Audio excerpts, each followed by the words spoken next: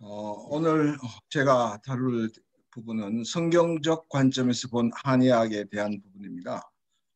그래서 황제내경과 성경이라는 제목인데 한 학기에 황제내경이라고 하는 책을 공부를 하게 되어졌습니다. 이 황제내경은 현재까지 존재하는 한의학 서적 중에서 한의학의 모든 근본 원리를 수록하고 있는 책으로서 가장 오래된 책에 해당되어지는 것이죠. 그 의학 원리는 현재까지도 한의학을 구성하고 있는 모든 기초 이론의 근거가 되고 있는 상황입니다. 다시 얘기하면 이 한의학이라는 것에 있어서 이 황제내경이라고 하는 책이 한의학의 바이블과 같은 역할을 하게 되어진 책인 것이죠. 그래서 이 책을 이 학기를 공부를 하게 되어지면서 황제내경 소문에 쉽게 얘기하면 이따가 얘기를 하겠지만 황제내경은 소문과 영추라고 하는 두 권의 책으로 되어 있거든요. 우리 성경이 구약과 신약으로 되어 있는 것처럼 그 소문의 상고천진론편 제1, 제1장 우리 이제 성경적으로 얘기하면 창세기 제1장, 제1절 이렇게 시작되어지는 상황이죠. 여기에 이런 글들이 쓰여져 있게 되어지는데 그것을 보게 되어지니까 잠깐만요. 이게 죄송합니다. 이게 익숙지 못해가지고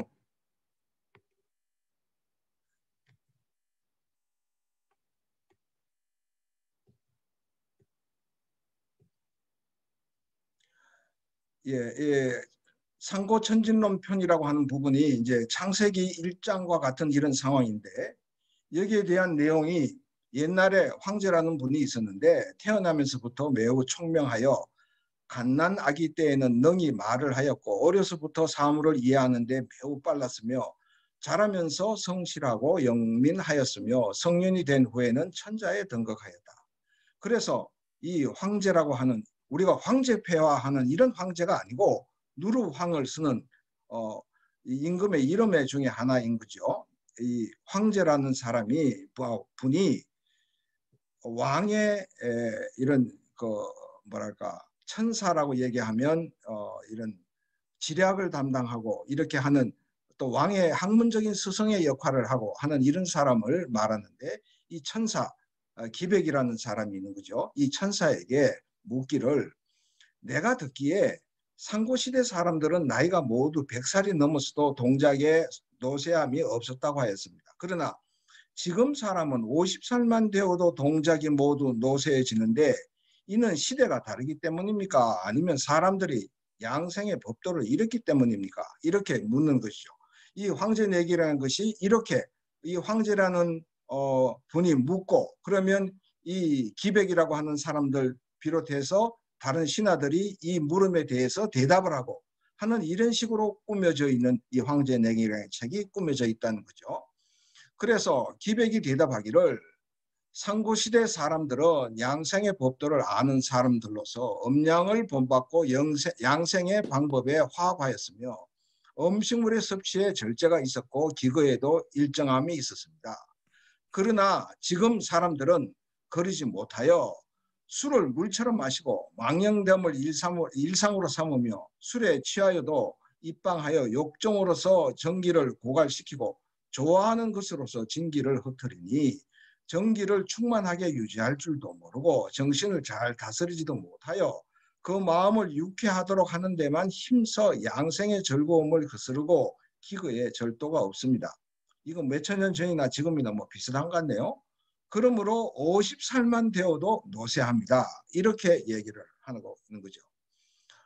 그래서 상고천진론 제1, 제4장을 보면 또 이렇게 얘기가 전개가 됩니다. 그것이 볼 때 황제가 말하기를 내가 듣건대 상고시대에는 진인이라고 불리는 사람들이 있었는데 그 수명이 천지가 다하도록 끝이 없었다고 하였는데 그리고 또 볼 때 중고시대에는 지인이라고 불리는 사람들이 있었는데 그는 수명을 보고 몸을 강건하게 한 것이니 역시 진인의 귀속이 됐다.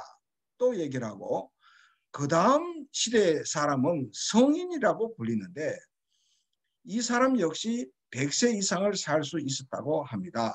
라고 얘기를 하고 있고 또 그 다음 시대의 사람은 현인이라고 불리는 사람들인데 이들은 수명을 더할 수는 있었으나 한계에 달하는 때 죽는 때가 있었다고 합니다. 하는 이 글이 있는 거예요. 이걸 보면 어떻게 이 한의학의 이 기초가 되어지는 이 황제내경이라고 하는 책에 지금 황제내경 상고천진론 제1장 제1편을 이렇게 보면서 이거 성경 얘기하고 있는 거 아니야? 이거 완전히 이거 창세기 얘기하고 있는 건데 난 한의학을 배우러 왔는데 이 한의학에서 왜 이 성경 얘기 같은 얘기를 하고 있지? 그래서 관심이 가게 된 거예요. 여기 도대체 어떻게 된 건가? 그래서 보니까 황제와 기백이 살았던 물론 실제 황제가 살던 시대가 아니라 황제 내경이 기록된 기원전 2세기경일 수도 있지만 이 황제가 실제로 살았던 시대는 현인의 시대를 지나 범인의 시대임을 의미하고 있다. 황제의 시대는 이미 100세를 살던 시대가 아니고 반백의 시대임을 고백하고 있기 때문이다. 그래서 일반 역사가들이 추정하는 황제의 시대는 대략 기원전 1800년 내지 1500년경으로 추정을 하는데 이는 성경상 대략 모세 시대와 동시대로 생각되어질 수 있다. 왜냐하면 모세 당시의 인간들의 수명이 역시 반백을 좀 넘어섬을 고백하고 있기 때문이다. 시편 90편을 보면 모세의 기도의 기록이 있는데 그는 당시의 범인의 평범한 사람들의 수명이 70세 정도를 고백하고 있다. 시편 90편 10절을 보면 우리의 연수가 70이요 강건하면 80이라도 그 연수의 자랑은 수고와 슬픔뿐이요 신속히 가니 우리가 날아가나이다 하는 기록이 있는 것을 볼 때 그렇다. 그래서 성경상의 인간 수명에 대한 변화표를 두고 보면 아담에서부터 예를 들어서 노아에 이르기까지 아담에서부터 노아에 이르기까지 근 900대를 살았다고 기록을 하고 있고 그 다음에 아담의 아들인 셈으로부터 시작을 해서는 점점 수명이 줄어들어서 600대, 400대, 300 가까이 200대, 100대 이렇게 와서 결국은 이 창세기를 기록하고 있는 모세 때에서는 모세가 124를 살고 죽은 것을 소천한 것을 기록하고 있는 것을 두고 보면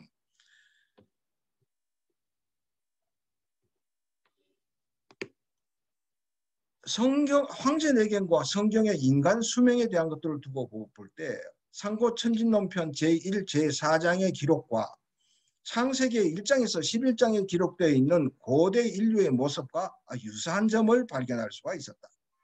그래서 상고시대의 진인은 에덴 동산의 아담 같은 모습이고 중고시대의 지인은 이후에 아담에서부터 노아에 이르는 셋 계보의 사람 같으며 다음 세대의 성인은 노아의 홍수 후에 노아의 후손들의 모습 같으며 그 다음 세대의 현인은 그 수명이 허용적 한계에 이르는 천수 120세를 누리는 아브라함 시대를 지나 지금 모세 시대에 가까워지는 것을 보게 되어진다.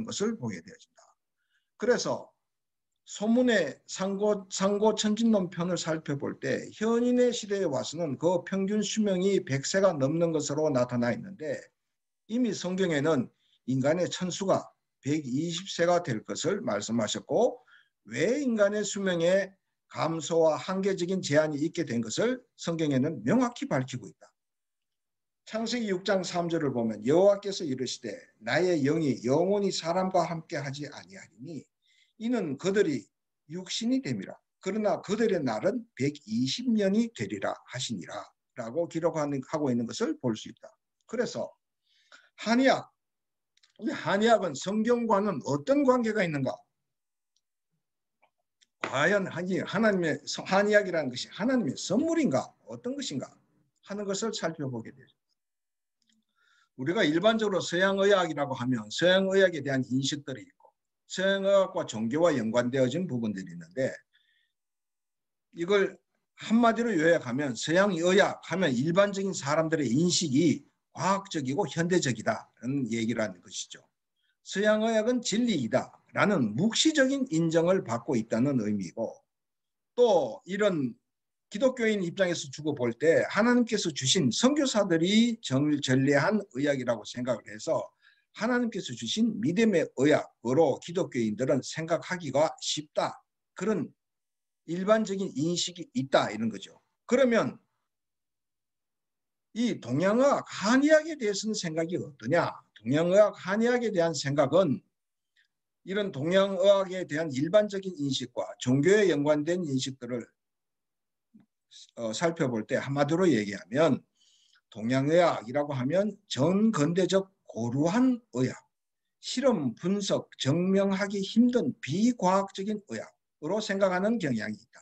또한 이 한의학 안에는 도교, 불교, 유교 등등의 영향으로 동양 철학적 사념에 속한 도사들의 의학이라고 생각하는 경향이 있다. 그리고 이 부분은 그러므로 미신의 의학, 반기독교적인 불신앙의 의학으로 여기는 경향이 있다. 오늘날 우리 한의원의 한의사들의 이 모습들이 좀 서양 양의사와 같은 이런 가운들을 입고 있는 경향이 있지만 사실 조금 전에만 하더라도 또 이 한의학이 발달된 데 보면 이런 도포 같은 거 비슷한 거 이런 걸 입고 있어야 야 이분이 좀 효험이 있는 분 아닌가? 이렇게 하는 경향이 있잖아요. 그리고 보면 동양학, 한의학 그러면 좀 도사들의 의학 여기에 속하지 기독교에 이것이 과연 연관이 있는 의학일까? 이렇게 하는 경향이 있다 이거죠. 그러므로 이 한의학에 대한 부분이 이 한의학은 불신앙의 의학인가? 아니면 하나님의 선물인가? 이 수수께끼를 푸는 비결은 한의학의 가장 오래된 완비된 기초 이론서인 황제내경이라는 책이 있는데 쉽게 얘기하면 한의학의 바이블이라고 여겨지는 바이블급이라고 여겨지는 이 황제내경이라는 책을 살펴보므로 이 한의학에 대해서 이것이 불신앙의 의학인가 아니면 하나님께서 주신 선물인가 이런 부분들을 살펴볼 수 있게 되어졌다. 그래서 황제내경 어떤 책인가? 황제내경은 황화유역에 거주하던 화하족 또는 하하족과 황화 하류에서 산동에 걸쳐 거주하던 동이족 사이에 발달한 민간 전래의술을 중심으로 집대성된 것으로 보고 있고 현재까지 존재하는 한의학 서적 중에서는 한의학의 모든 근본 원리를 수록한 가장 오래된 서적, 다시 얘기하면 한의학의 바이블처럼 여겨지는 책이라고 볼 수가 있다. 그러면 이 한의학은 도대체 어떤 책인가 하는 것을 살펴보게 되어질 때 실질적으로 이 한의학에 기록된 연대를 두고 연대와 이 황제내경이라고 하는 이름이 이렇게 자리하게 되어진 이 명칭이 자리하게 되어진 연도를 두고 보면 약 BC 200년에서부터 AD 200년 사이에 이르기까지 다시 얘기하면 중국의 전국시대에서부터 한나라 시대에 걸쳐 이르기까지 근 400년에 걸쳐서 기록되어진 책인 것을 볼 수 있고 그러므로 400년 동안에 기록되어진 책이기 때문에 저자가 한 사람이 아니고 여러 명이 있을 수 있으며 그러나 모든 사람들의 저자는 자기의 이름을 밝히지 않고 저자는 황제라고 하는 사람으로 얘기를 하고 있어서 사실은 이 많은 사람들이 그동안에 전래되어져 오던 의학에 대한 단편들 여러 가지 생각들 이런 것들을 수집하고 편집하고 묻고 또 거기에 자신들의 생각을 함께 첨가하는 이런 상황으로 400년 동안 지나오면서 기록되어진 것으로 볼 수 있다. 이 내경의 구성은 소문이라고 하는 책과 영추라고 하는 책 두 권으로 구성이 되어져 있다. 그리고 이 내경을 저술한 동기 초기는 민간 전래의학을 중심으로 해서 이게 있던 의학에 대한 민간 전래의학을 수집을 하고 편집을 하고 묻고 하는 이런 상황이 있었지만 중기에 들어가면 이 진나라의 진시황의 때를 지나면서 이 진시황 때 분서갱유가 일어났잖아요. 이 분서갱유가 일어났으면서 할 때는 이 진나라 이전의 모든 책이나 학문 이런 등등에 대한 것들은 다 불살라버려라 분서. 그러나 사람이 먹고 살고 또 병원 치료해야 되니까 농업에 관한 서적과 의학에 관한 서적만큼은 불사르지 마라, 없애지 마라.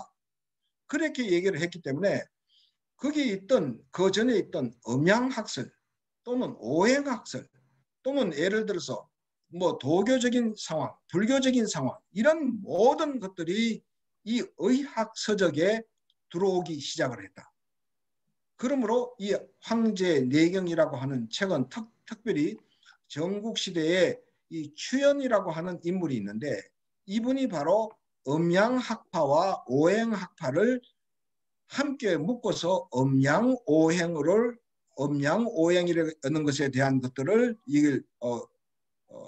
묻게 되어지고 또한 이분 배경이 도교에 심취해 있는 사람이었기 때문에 이 추연이라고 하는 사람이 이 황제 내경을 새롭게 편집하는 과정 속에서 그 이전에는 전해 내려오던 민간 전례 의학에 대한 부분에 음양학도 들어오고 오행학도 들어오고 도교도 들어오고 이렇게 되어지는 역할을 하게 되어진다.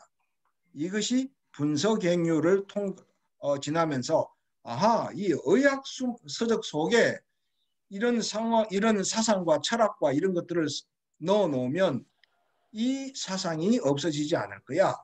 마찬가지로 그러므로 농업책에도 이런 여러 부분에 대한 것들이 스며들어와 있는 것을 보게 되어집니다.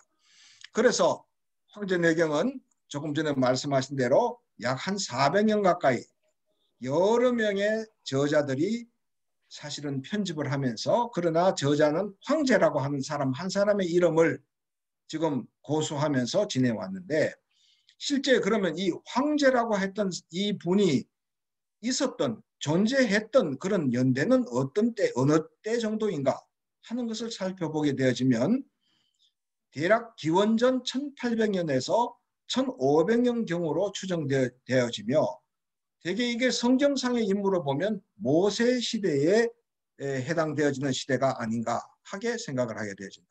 이 황제내기의 구성은 소문이라고 하는 책은 기초 이론으로 되어 있는 책이고 영추라고 하는 책은 침에 관한 이론과 내용들을 담고 있는 두 책으로 되어 있어서 소문 81편, 영추 81편, 총 해서 162편으로 구성되어 있고 이 내용에 대한 부분들은 이 황제가 기백 및 6명의 신하들과 문답을 통해서 각종 의학 이론을 밝혀가는 형식으로 되어져 있다.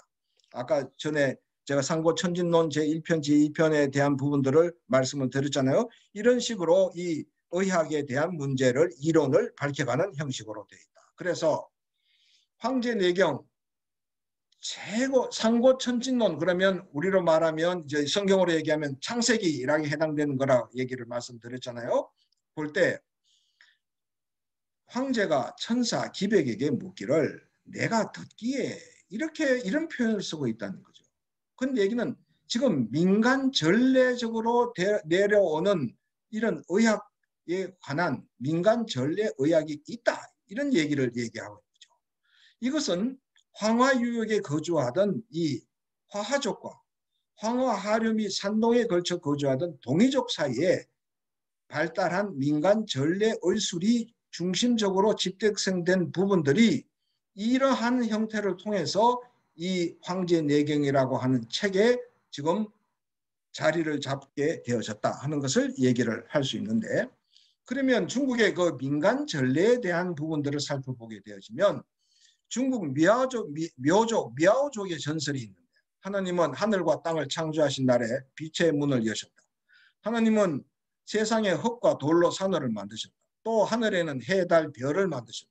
하나님은 땅 위에 티끌로 사람을 만드셨다. 억수 같은 비가 40일간 퍼부었다. 물은 산과 산을 덮었다. 그리고 아울러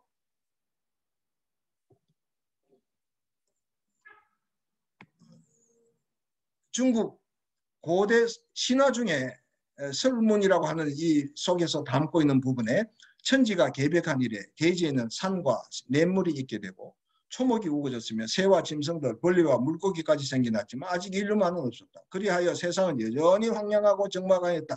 이 황량하고 고요하기만 한 땅을 거닐던 대신 신이신 여호와가 마음속으로 너무나 고독하다고 생각하며 천지간에 뭔가를 더 만들어 넣어야 생기가 돌 것 같다고 느꼈다.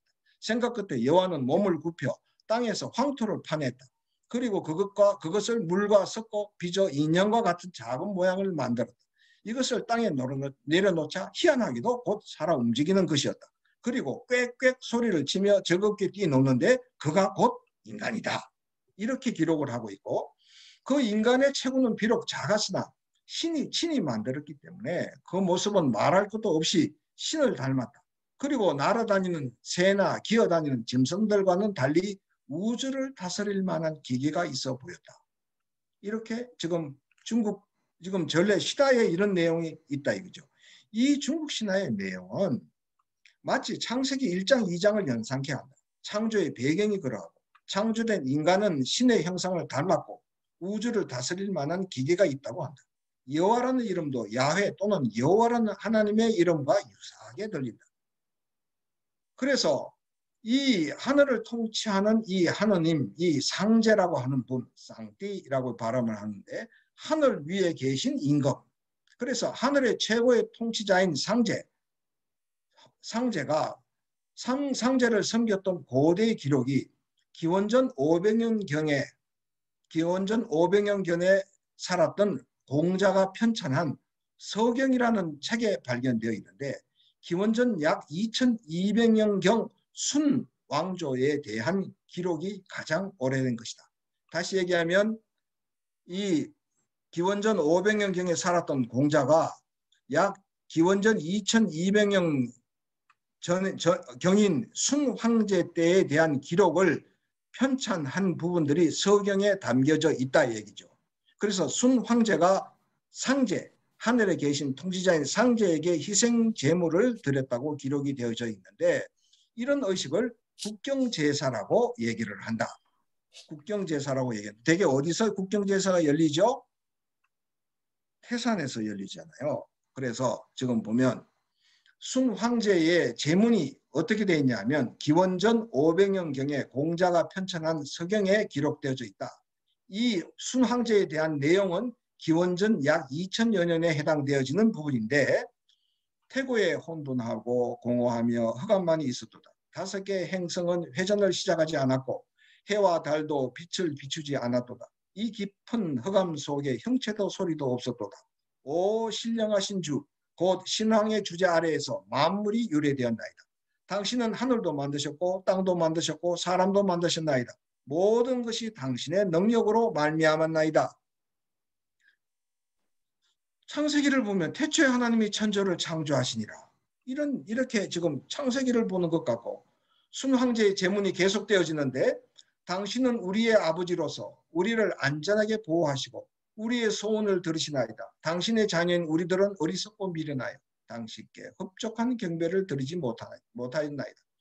당신의 선하심은 끝이 없나이다. 당신은 토기장이 같이 모든 생물을 만드셨나이다. 크고 작은 모든 것이 당신의 사랑 안에서 안식을 취하고 있나이다. 당신의 불쌍한 종의 마음에 새겨진 것은 오직 당신의 선하심 뿐이며 우리의 감정을 달리 표현할 길이 없나이다. 당신의 크신 사랑을 따라 우리의 허물을 책망하지 마시고 길이 참으시며 우리에게 생명과 번영을 허락하소서. 창세기 이사야서에 보면 기원전 740에서 680년경에 기록되어진 이사야서에 보면 그러나 여호와여 주는 우리의 하나님이시니이다. 우리는 진흙이요 주는 토기장이시니 우리는 다 주의 손으로 지으신 것이라. 여호와여 과히 분노하지 마옵시며 죄악을 영영히 기억하지 마옵소서. 구하오니 보시옵소서. 우리는 다 주의 백성이나이다. 아까 이 순황제에 대한 이 순황제가 하늘 하나님 상제에게 드리는 제사로 드리면서 올리는 이 신앙 고백이잖아요. 이 신앙 고백이 이 성경을 읽는 것과 같다. 이게 도대체 어떤 일인가? 그래서 그렇다면 이 성경의 기록과 유사한 중국 민간 전래 전설, 신화와 전설 같은 이런 내용들이 도대체 어떻게 전래가 되어졌을까? 이게 도대체 어떻게 중국에서 이런 비슷한 내용이 전래가 되어졌을까? 궁금하지 않아요? 여러분들은 어떠세요? 궁금하지 않아요? 그래서 보니까 인류에 대한 분산에 대한 한민족의 동진에 대한 증거. 이 한자는 중국 한자. 이 한자는 그러니까 화하족 또는 하화족. 이 한자는 우리 한국민족, 동이족에 대한 동정에 대한 증거를 얘기하는 거죠. 이 옥스퍼드 대학에서 발행한 부분 두고 볼 때 지구가 대격변이 있기 전의 지구는 이런 형태의 땅 덩어리가 이렇게 몰려져 있었는데 대격변이 있은 후에 성경에 대한 대격변에 대한 기록은 노아의 홍수에 대한 대격변이 한 번 되어 있지만 우리 양성훈 박사님은 이런 대격변이 사실은 여러 차례 있었다라고 말씀을 하는데 성경에 대한 부분들은 노아의 시대에 한 번 있었다고 얘기하지만 사실 성경의 지구에 대한 여러 부분들을 조사해 볼 때 사실은 여러 차례의 다중격변이 있었다는 것에 대해서는 저는 전적으로 동의를 하는 바입니다. 그래서 이 옥스퍼드 대학에서 여전히 지금 얘기를 하기를 이 대격변 이전의 지구가 대격변이 있은 후에 이렇게 지금 오늘날의 모습을 보이고 있으면서 이렇게 이 지진에 대한 지진 영역들을 가지고 있으면서 조금씩 대륙들이 아직도 이동하고 있다라고 얘기를 하고 있는 부분 아닙니까? 그래서 보면 내셔널 지오그래픽에 대한 인류의 이동에 대한 부분들을 두고 볼 때 우리 오늘날의 인간들의 DNA를 조사를 했을 때 볼 때 이렇게 지금 이동을 했다라고 지금 발표를 하고 있는 것 아닙니까? 이 내셔널 지오그래픽에서 현대인의 게놈 비교를 분석해서 봤을 때 고인류의 이동 경로가 이렇게 다 진행되어졌을 것이다 라고 지금 얘기를 하고 있는 것이고 또 현생 인류에 대한 아시아 이동 시나리오에 대한 것들을 보면 크리스토퍼 배 사이언스에서 얘기를 하고 있을 때 이렇게 인류들이 이동했을 것이다. 다시 얘기하면 인류에 대한 부분들이 이 오늘날로 얘기하면 이 중동 또는 이 아프리카에서부터 시작을 해서 이 동쪽으로 이렇게 아시아에 대한 부분들은 동쪽으로 이동했다 하는 것이 정설로 이어지는 것 아닙니까? 여기에 또는 동남아시아나 아니면 중국의 베이징 원인처럼 중국의 최초 인류가 있어서 서진으로 이동을 했다. 이 얘기가 아니고 여기에서부터 동쪽 이렇게 이동했다 하는 그것이 오늘날 지금 우리가 지금 밝히고 있는 부분들인데 그래서 한국 창조 사학회에서 한국 창조 과학회가 아니고 한국 창조 사학회에서 1990년대에 대해서 한민족 기원에 대한 대탐사를 하고 97년에 보고를 한 내용이 있어요.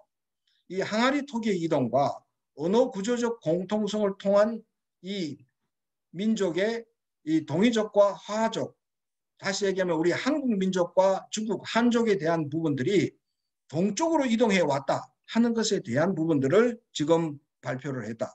그래서 항아리에 대한 이걸 두고 볼 때 환저형 경우에 1, 예를 들어서 2, 3 이런 경우는 이 샘족에 대한 부분들인데 이렇게 이동이 됐고 평저형 항아리의 이 바탕이 평평한 거, 환저형한 것은 둥근 거 이런 거죠. 이 4, 5, 6에 대한 부분들은 이 대개 야베 쪽을 두고 얘기를 하는 부분들인데 이렇게 이동되어졌을 것이다 하고 연구 보고를 했고 언어적인 부분을 댈 때 주어 목적어 동사를 쓰는 지역과 주어 동사 목적어를 쓰는 이런 지역에 대한 차이들을 조사해 봤을 때 이렇게 동쪽으로 이동해 왔다 하는 것을 지금 얘기를 하고 있어서 창조 사학회의 1997년에 대한 보고들을 두고 보면 샘족들이 여기서 동쪽으로 이렇게 이동해 왔을 거고 그와 샘족과 함께 한 무리의 아베족들도 이렇게 이동해 왔을 것이다 라고 보고를 하고 있는 것을 보게 되어져요. 성경 속에 나타난 동진에 대한 정구를 두고 보면 노아의 아들 셈, 함, 야벳의 후예는 이러하니라. 그래서 야벳, 함, 셈에 대한 얘기가 나오고 있고 특히 아브라함이 후처를 취하였는데 그 이름이 거두라라. 아브라함이 이삭에게 자기의 모든 소유를 주었고 자기 서자들에게 거두라를 통해서 난 서자들에게도 재물을 주어서 자기 생전에 그들로 자기의 아들 이삭을 떠나 동방 곧 동국으로 가게 하였다 하는 기록들을 지금 보게 되어져 있는 것입니다. 그러므로 이 노아의 후손들에 대한 이동들이 이렇게 이동되어졌었고 이렇게 이동되어져서 그래서 이 노아와에 관련된 창세기에 연관되어져 있는 이러한 성경의 내용에 대한 부분에 대한 내용들이 이 중국 쪽으로 이 한국 쪽으로 전래되어져 온 것이 아닌가. 그래서 거기에 가지고 있던 민간 의술에 대한 부분들이 황제 내경에 자리하게 되어진 것으로 보아진다. 그러므로 중국 고대 기록에도 화하족과 동이족의 발생 기원은 대략 기원 2500 내지 2000년으로 볼 수 있는데 이것은 이 바벨탑 이후의 사건에 대한 부분으로 우리가 알 수가 있다. 시간이 없어서 지금 문제가 되는데 고대 중국인들의 조상에 대한 후에 질의응답의 시간을 조금 줄여주시고 제 시간을 조금 더 주시면 고맙겠습니다. 그래서 지금 두고 보면 도대체 황제 이 사람은 누군가 이런 거 볼 때 황제는 삼황 오제 중에 오제에 속한 사람이에요.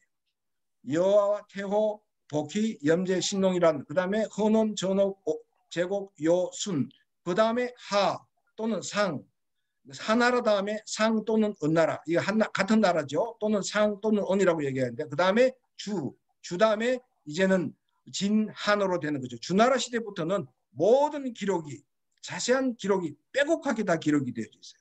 그러므로 이 시대에 대한 부분들이 선사시대에 대한 부분인데 이 허는 황제에 대한 부분, 황제에 대한 시대도 선사시대에 대한 것들을 알 수가 있다.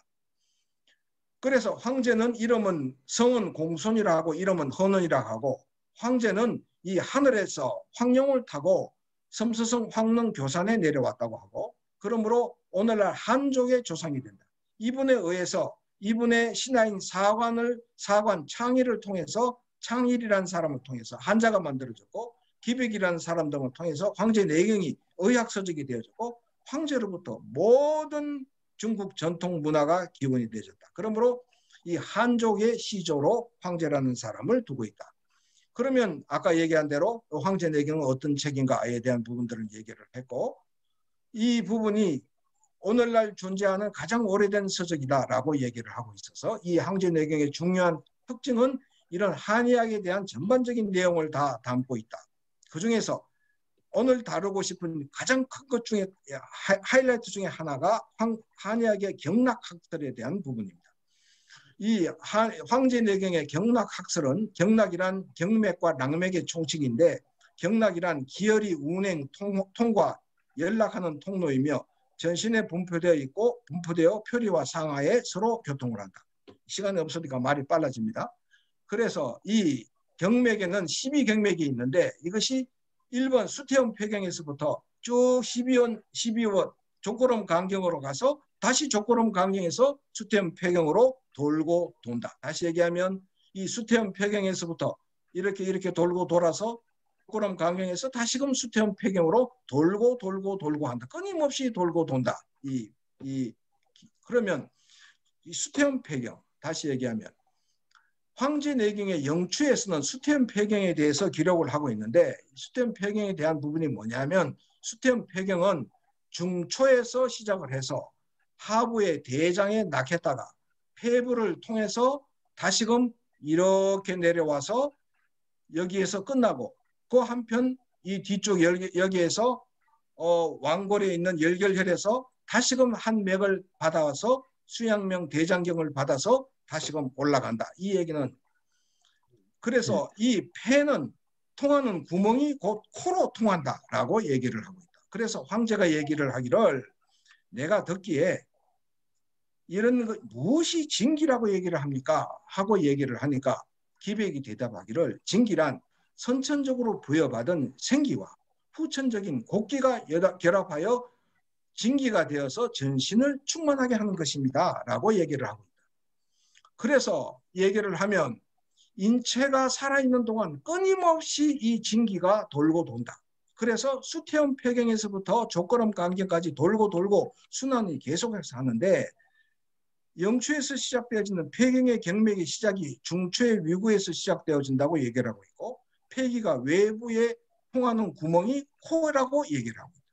그러므로 인간의 생명의 첫 원동력이 되는 진기는 하늘로부터 오는 생기가 코를 통해서 들어와 가지고 인간이 흙으로 만든 띠끌로 만든 인간, 곧 곡기와 더불어 흙토거든요. 더불어 인체에 이것이 합해져서 진기가 되어져서 인체에 충만하게 되어진다. 다시 얘기하면 하늘로부터 오는 생기가 인간의 근본이 되는 토기, 흙인 곡기와 더불어 합해지게 되어지니까 진기가 되어져서 이 진기가 끊임없이 시작도 끝도 없이 돌고 돈다라고 얘기를 합니다. 그런데 이것을 기록함에 첫 경맥이 수태음 폐경으로 시작되어지며 마지막 경맥이 족걸음 강경으로 끝나는 것을 하고 기록을 하고 있고, 다시금 족걸음 강경에서 수태음 폐경으로 시작도 끝도 없이 돌고 돈다고 얘기를 합니다.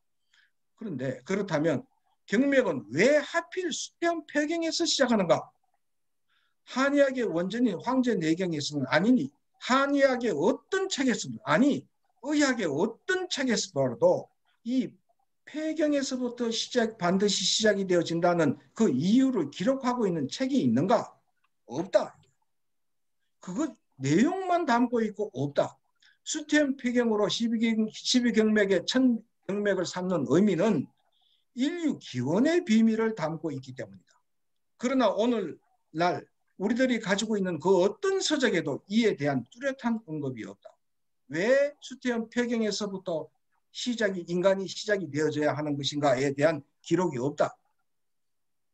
그런데 여호와 하나님이 흙으로 사람을 지으시고 생기를 그 코에 불어 넣으시니 사람이 생명이 된지라 라고 얘기를 하고, 다시 얘기를 하면 황제내경에서 기술하고 있는 원초적인 하늘로부터 온 기, 사실은 하늘에 하나님께서 주신 생기죠. 이 하나님의 자체가 가지고 있는 생기죠. 이 생기가 코를 통해서 인간이 흙으로 띠끌로 만들어졌다고. 이거 톡이죠. 흙톡. 이 곡기와 더불어 이 생기가 들어와서 이 인간의 본체가 되어지는 톡이 곡기와 더불어 파이어 하고 이것이 점화가 되니까 진기가 되어져서 이 진기가 이제 타고 이 폐를 다 열고 그다음에 온 12경맥을 다 열어서 온 몸에 충만하게 되니 첫 숨을 쉬게 되어졌고 드디어 생명인 생사람이 되었다라고 얘기를 합니다.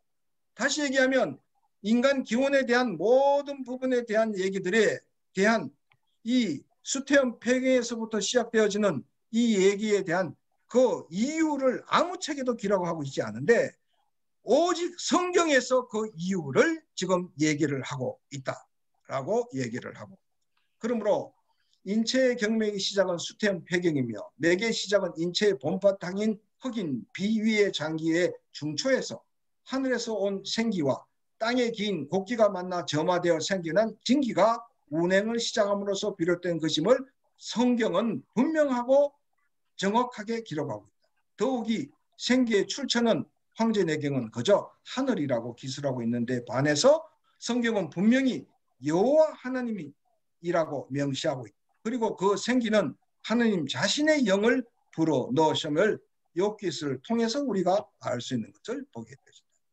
아울러 한 가지만 더 얘기를 하면 한의학에 대한 여러 가지 부분에 대한 것들이 있지만 여기에 대한 이제 진단법에 대한 부분들, 진단에 대한 부분들에 대한 것들, 망문문절에 대한 부분들, 다시 얘기하면 바로 넘어가겠습니다. 망진이라는 것은 황제 시각을 통해서 진단하는 거, 청각과 후각을 통해서 진단하는 거, 그 다음에 물어보고 진단하는 거, 만져보고 먹어보고 진단하는 이 모든 것이 어디에서 오는 것인가? 성경은 여자가 그 나무를 본 적, 먹음직도 하고 보암직도 하고 지혜롭게 할 만큼 탐스럽기도 한 나무인지라. 모든 오늘날 짐승들이 이것을 먹어도 되나 안 먹어도 되나, 오늘날 짐승들이 몸이 아프고 뭐고 할 때 도대체 이 약초를 먹어도 되나 안 먹어도 되나, 이걸 무엇을 통해서 어떤 방법을 통해서 할 수 있을까요? 보고 물어보고 또한 들어보고 만져보고 잘라보고 그 다음에 먹어보는 것이죠. 이 부분들이 모든 기원이 성경의 시작에 이미 얘기를 하고 있다. 그러므로 이제 결론을 내기를 바랍니다. 이 황제내경과 한약에 대한 결론은 황제내경이 담고 있는 한약의 주요한 기초 이론적 근거가 성경과 연관이 있다. 그 연관의 배경에 대해서는 성경이 가르쳐 주기를 그 원리를 깨우치신 노아의 흩어진 후손들인 여호와를 숭배하던 그 조상들로부터 전해진 진리와 하나님께서 주신 일반 계시로서 자연 환경 속에서 생활의 지혜로 얻어진 경험의 의술로 기록되어져 있기 때문에 이 황제내경 곧 한의학이 성경과 연관성을 가지고 있다는 것을 알 수가 있고, 부정적인 면은 황제내경은 결코 성경처럼 의학에 대한 완전한 진리의 경전이 아니라는 사실. 비록 황제내경에 나타난 한의학의 기초 이론의 근거가 성경에 존재한다 할지라도 그것이 많이 변형되고 왜곡되고 때로는 모호한 모습을 가지고 있고, 더욱이 인간의 궁극적인 영원한 생명을 얻는 구원의 메시지는 결코 없기 때문에 그렇다. 그러므로 한의학, 한의학은 하나님의 일반 계시 속에 병들고 상처받은 인간들에게 하나님께 주신 하나님의 선물이며, 하나님께서는 은혜를 모르는 자와 악한 자에게도 자비로우기 때문에 그렇다. 그러므로 황제내경 속에 있는 인간의 악함에 기인한 오류와 왜곡과 욕심들이 스며들어 있는 것을 인정하고 또한 이 선물을 활용해야 할 것이다. 그러므로 이제 마지막 말씀에 이 한의학을 통해서 21세기 치유 선교의 새로운 지평을 여는 독특한 치유 선교의 모델로서 우리가 한 손에는 양의학을 가지고 우리가 우리 의료 선교와 선교에 도전을 했다면, 또 한 손에는 이 한의학을 또한 하나 가지고 하나님께서 주신 이 한의학을 가지고 이 한의학의 학문적인 거듭남과 치유 선교적인 활용은 모든 오늘날의 기독학자와 기독 의료인과 기독 선교사들이 성경에 인도하시고 조명하시는 길을 따라 이루어야 할 과제라고 생각이 되어집니다. 하나님의 나라가 이 땅에 임하실 그날을 위해서. 그래서 지금 이 더 자세한 내용과 이런 부분들은 지금 이 황제내경과 성경 제가 쓴 이 책 속에 기록되어져 있고, 이것이 지금 중국어로 번역이 되어져서 중화권에서는 이렇게 지금 중국어로 번역된 책이 지금 시중에 판매가 되고 있습니다. 두서없이 얘기한지는 모르겠습니다만은 그래도 이 별미 한 척을 먹었다 생각을 하시고 그런 시간으로 생각하시면 대단히 고맙겠습니다. 대단히 감사합니다. 예, 감사합니다. 예, 아유, 너무 아주 귀한 강의. 사실 시간이 좀 조금 지났음에도 하여튼 저희가 좀 아쉬운 마음이 있습니다. 혹시 이 시간에 좀 질의응답하는 시간인데요. 좀 자유롭게 지금 그 집에 특별하게 뒤에 아이들이 시끄럽거나 이러지 않으면은 다 마이크를 푸시고요. 음소거를 해제하시고 자유롭게 질문해 주시면 좋겠습니다. 사실은 한의를 배우신 것이 손 박사님이 선교적인 열정 때문에 배우신 걸로 제가 알고 있는데, 오늘 오신 분 중에서 이기섭 원장님도 사실은 선교적인 열정 때문에 한의를 배우신 걸로 제가 그렇게 들었습니다. 자유롭게 질문을 이게 마이크를 푸시고 질문해 주시면 좋겠습니다.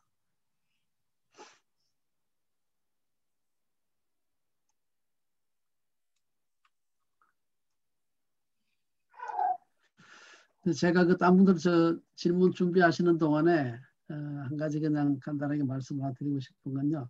상당히 오래 전부터 그 한자하고 성경하고 연관 지으려고 하는 그런 시도가 많이 있거든요. 그리고 책도 몇 권이 나오고 그랬는데 한자의 기원하고 성경하고 관계, 그 문제는 우리 손 박사님 어떻게 생각하세요? 사실 그런 것 때문에 우리 제가 신학을 하면서 우리 구약 교수님들하고 많이 좀 논의를 하고 하기는 했어요. 했는데 그 환자 속에 들어있는 이런 그 금방 제가 오늘 이 한의학에 대한 맥락에서 이 전해진 이런 상황에 대한 부분들은 그것이 있을지는 모르지만, 근데 조금 예. 어쩌면 이 구원에 관한 비밀조차도 환자 속에 들어있다라고 얘기를 하는 그에 대한 부분들까지는 이건 조금은 너무 많이 나가는 것이 아닌가 하는 생각에 있었습니다. 예. 그래서 저도 그 예. 환자 속에 담겨진 성경의 비밀과 관련된 그 책을 많이 읽고 또 여러 부분들도 했긴 했습니다만은 참고 상황이 되어질 거로 생각되어지고 있고요. 또 거기서 주장하는 바 사실은 보면 이 환자 속에 그 구원의 비밀, 성경에서 얘기하는 구원의 비밀까지 다 숨겨놨다 하면서 환자를 풀이하고 있는 것이 있거든요. 그러면 또 한 권의 성경이 생기고 구원의 예. 길이 또 한 권의 길로 이어지는 부분이었어서 그건 음. 좀 조심해야 될 부분이 아닌가 생각되어집니다. 예, 감사합니다. 혹시 다른 분들